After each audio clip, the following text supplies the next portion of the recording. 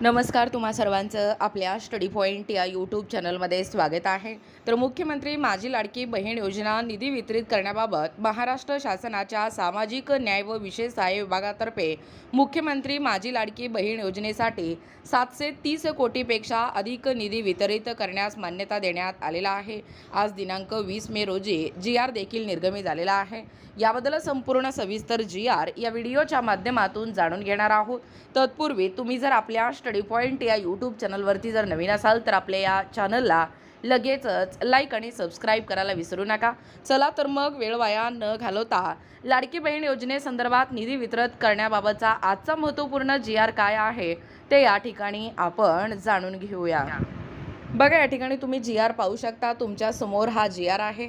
मुख्यमंत्री माझी लाडकी बहीण योजनेसाठी सन 2026-27 या आर्थिक वर्षामध्ये निधी वितरित करण्याबाबत लेखाशीर्ष महाराष्ट्र शासन सामाजिक न्याय व विशेष सहाय्य विभाग दिनांक आहे 20 मे 2026 म्हणजे आजचा हा महत्त्वपूर्ण असा GR आहे निधी वितरित करण्यासंदर्भात।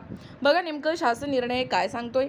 मुख्यमंत्री माझी लाडकी बहीण योजनेसाठी अनुसूचित जाती घटकांकरिता सन 2026-27 या आर्थिक वर्षात मागणी क्रमांक M3 2235 सामाजिक सुरक्षा व कल्याण 02 समाज कल्याण 789 अनुसूचित जातींसाठी विशेष घटक योजना 02 अनुसूचित जाती घटक कार्यक्रमाअंतर्गत योजना 0201 मुख्यमंत्री माझी लाडकी बहीण योजना कार्यक्रम 31 सहाय्यक अनुदाने वेतनेतर 2235 D 767 या लेखा शीर्षाखाली तुम्ही पाहू शकता 30,00,00,00 कोटी इतका नियतव्य मंजूर आहे।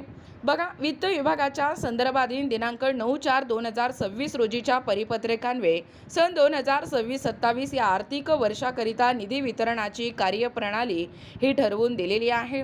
त्यानुसार वित्त विभागाने दिलेल्या मान्यतेनुसार मुख्यमंत्री माझी लाडकी बहीण या योजनेसाठी या लेखा शीर्षाखाली महिला लाभार्थ्यांना माहे मार्च 2026 करिता 365.2550 कोटी व माहे एप्रिल 2026 करिता 365.2550 कोटी असा एकूण 730.5100 कोटी इतका निधी प्रशासकीय विभाग प्रमुख म्हणून सचिव महिला व बालविकास विभाग यांना अर्थसंकल्पीय निधी वितरण प्रणालीवर वितरित करण्यास शासन मान्यता प्रदान करण्यात येत आहे। सदर निधी अर्थसंकल्पीय वितरण प्रणालीवर वितरित करण्यात आला आहे। सदर वितरित निधी खर्च करताना नियंत्रक अधिकारी यांनी विहित पद्धतीने काटकसरीच्या उपाययोजना करून खर्च करावा।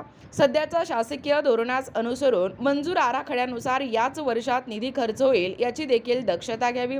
तसेच उपलब्ध करून दिलेल्या तरतुदीतून झालेला खर्चाचा अहवाल लेखा शीर्षनिहाय उपलेखा शीर्षनिहाय तसेच साध्य झालेले भौतिक उद्दिष्टनिहाय माहिती निधी उपयोगिता प्रमाणपत्र संबंधित क्षेत्रीय अधिकारी यांनी आयुक्त समाज कल्याण संबंधित प्रादेशिक उपायुक्त समाज कल्याण सामाजिक न्याय व विशेष सहाय्य विभाग व महिला व बालविकास विभाग यांना प्रत्येक महिन्याच्या 10 तारखेपर्यंत पाठवण्याबाबत दक्षता घ्यावी।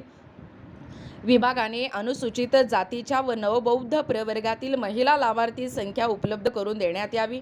तसेच अनुसूचित जाती व नवबौद्ध प्रवर्गातील घटक कार्यक्रमाअंतर्गत उपलब्ध करून देण्यात येणाऱ्या निधीचा विनियोग अनुसूचित जातीच्या व नवबौद्ध प्रवर्गातील लाभार्थी करिताच होईल याबाबत विभागाने दक्षता घ्यावी। सदर शासन निर्णयान्वये वितरित करण्यात आलेला निधी खर्च करताना विभाग प्रमुख तसेच नियंत्रक अधिकाऱ्यांनी महाराष्ट्र अर्थसंकल्प नियम पुस्तिका वित्तीय अधिकार नियम पुस्तिका यामधील वित्तीय नियम तसेच वित्त विभागाच्या संदर्भातील दिनांक 9/4/2026 या परिपत्रकातील दिलेल्या निर्देशाचे काटेकोरपणे पालन करावे। सहावा मुद्दा काय सांगतोय बघा। सदर शासन निर्णयान्वये वितरित करण्यात आलेला निधी खर्च करताना विभाग प्रमुख तसेच नियंत्रक अधिकाऱ्यांनी महाराष्ट्र अर्थसंकल्प नियम पुस्तिका वित्तीय अधिकार नियम पुस्तिका यामधील वित्तीय नियम तसेच वित्त विभागाच्या संदर्भातील दिनांक 9/4/2026 च्या परिपत्रकान्वये दिलेल्या निर्देशाचे काटेकोरपणे पालन करावे। सदर शासन निर्णय वित्त विभागाने ऑनलाईन नस्ती क्रमांक दिलेल्या मान्यतेनुसार निर्गमित करण्यात येत आहे। सदर शासन निर्णय हे महाराष्ट्र शासनाच्या आपल्या www.maharashtra.government.in या संकेतस्थळावरती उपलब्ध करण्यात आला असून सदर शासन आदेश डिजिटल स्वाक्षरीने साक्षांकित करून काढण्यात येत आहे. महाराष्ट्राचे राज्यपाल यांच्या आदेशानुसार व नावाने बघा, एकूणच अशा पद्धतीने मुख्यमंत्री माझी लाडकी बहीण योजना निधी वितरित करण्याबाबतचा हा महाराष्ट्र शासनाच्या सामाजिक न्याय व विशेष सहाय्य विभागातर्फे मुख्यमंत्री माझी लाडकी बहीण योजनेसाठी 730 कोटीपेक्षा अधिक निधी वितरित करण्यास मान्यता देण्यात आलेल्या आहे. मार्च-एप्रिल महिन्याचा GR आलेला आहे, वितरण देखील झालेला आहे. तुम्हाला देखील मार्च आणि एप्रिल महिन्याचा हप्ता मिळाला आहे का? नक्कीच या व्हिडिओच्या माध्यमातून आपल्या प्रतिक्रिया कळवणं गरजेचं आहे. आणि अशाच नाविन्यपूर्ण घडामोडी पाहण्यासाठी किंवा तुम्ही जर आपल्या स्टडी पॉईंट या यूट्यूब चॅनलवरती जर नवीन असाल किंवा तुम्हाला जर आमच्या अध्यापनाचे व्हिडिओ आवडत असतील तर आपल्या स्टडी पॉईंट या यूट्यूब चॅनलला लगेचच लाईक आणि सबस्क्राईब करायला विसरू नका. भेटूया अशाच पुढच्या पुन्हा नवीन व्हिडिओमध्ये. तोपर्यंत धन्यवाद.